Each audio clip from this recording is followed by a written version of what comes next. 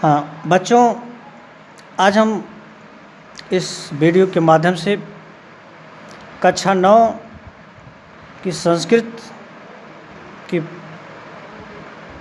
प्रथमा पाठ की व्याख्या करेंगे। इसमें भी गद्य भाग की प्रथमा पाठ की, जिसका शीर्षक है अस्माकं राष्ट्रीय प्रतीकानि। पहले तो हम इस पाठ की सारांश को देख लेते हैं, फिर उसके पश्चात इसमें आए हुए प्रमुख अवतरणों का अनुवाद करते हैं। तो अस्माकं राष्ट्रीय प्रतीकान, जैसा कि शीर्षक से ही पता चल रहा है कि हमारे राष्ट्रीय प्रतीक, तो सभी राष्ट्र किन्हीं विशेष वस्तुओं को अपने राष्ट्रीय प्रतीक के रूप में स्वीकार करते हैं, जिनमें राष्ट्र का गौरव और उसकी चारित्रिक विशेषता स्पष्ट प्रतिभाषित होती है। हमारे राष्ट्र ने भी कुछ प्रतीक अर्थात चिन्ह स्वीकार किए हैं, जिनके द्वारा हमारी भारतीय संस्कृति के चारित्रिक गुण व्यंजित होते हैं। भारत ने जो राष्ट्रीय प्रतीक निर्धारित किए हैं वो इस प्रकार हैं। सर्वप्रथम मयूर अर्थात जिसे मोर कहते हैं, दूसरा है व्याघ्र अर्थात जिसे हम बाघ कहते हैं, तीसरा कमल राष्ट्रीय पुष्प है, चौथा राष्ट्रीय गान, फिर है पांचवा राष्ट्र ध्वज।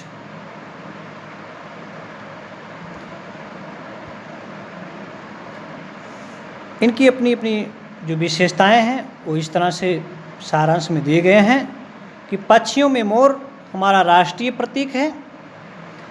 आकाश के काले बादलों को देखकर अपने सुंदर पंखों को फैलाकर मोर जब नृत्य करते हैं तो वह दृश्य मन तथा आँख दोनों को आनंदित करता है। यह मधुर स्वर वाला मयूर विष से भरे हुए सांपों को खाता है। इसी प्रकार की हमारी भारतीय संस्कृति भी है, जहाँ सभी के साथ मधुर वाणी में मधुर व्यवहार किया जाता है, परंतु देश की अखंडता और एकता को नष्ट करने वाले अत्याचारियों और देशद्रोहियों को उसी प्रकार नष्ट कर दिया जाता है जैसे मयूर विषधरों को खाकर नष्ट कर देता है। फिर दूसरा प्रतीक है बच्चों व्याघ्र। पशुओं में व्याघ्र को राष्ट्रीय प्रतीक के रूप में स्वीकार किया गया है। चितकबरे व्याघ्र का पराक्रम और स्फूर्ति प्रसिद्ध है। अत्यधिक तेज दौड़ने वाले ये व्याघ्र दूर से ही पास आने वाले संकट को पहचान लेते हैं और अपने बचाव के लिए प्रयत्नशील हो जाते हैं।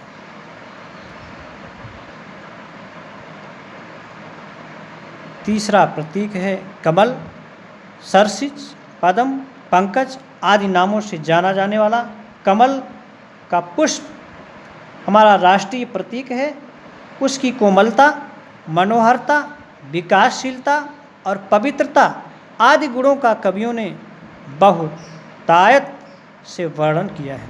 शरद ऋतु में ये मनोहर पुष्प तालाबों में अनायास खिल उठते हैं और सूर्य की रोशनी में पूर्ण रूप से विकास को प्राप्त करते हैं। कीचड़ में उत्पन्न होने पर भी इनका इतना मनोहर होना राष्ट्र के लिए यह संदेश है कि किसी भी कुल में जन्म लेने वाला व्यक्ति अवसर प्राप्त होने पर आगे बढ़ने की क्षमता रखता है। अगला प्रतीक है राष्ट्रगान।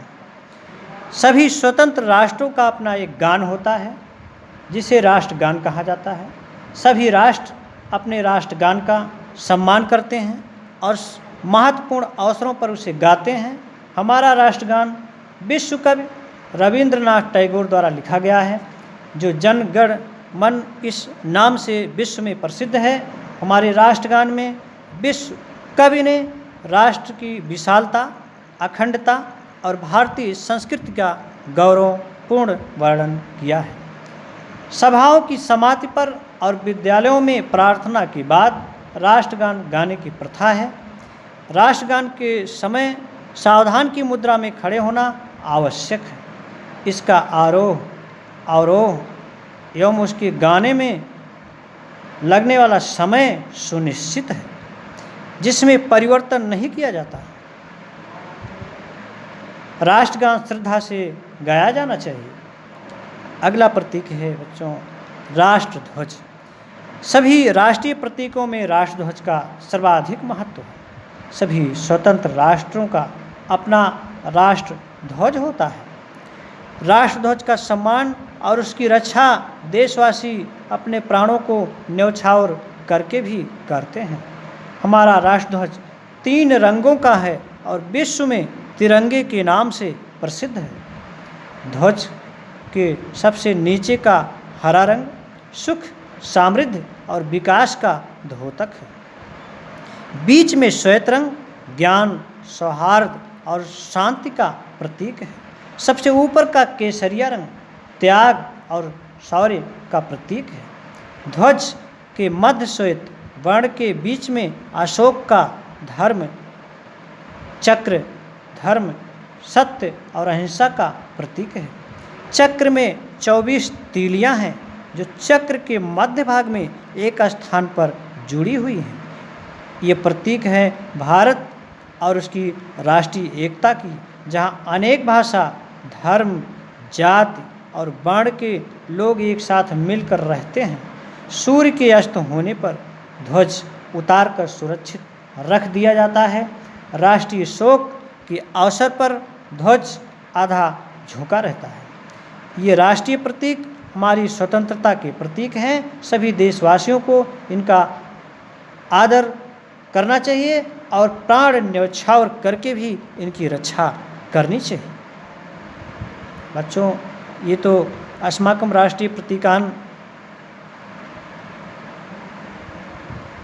नामक पाठ अर्थात इस शीर्षक से लिया गया यह पाठ का सारांश है। आगे हम इस पाठ में आए हुए गद्य अवतरणों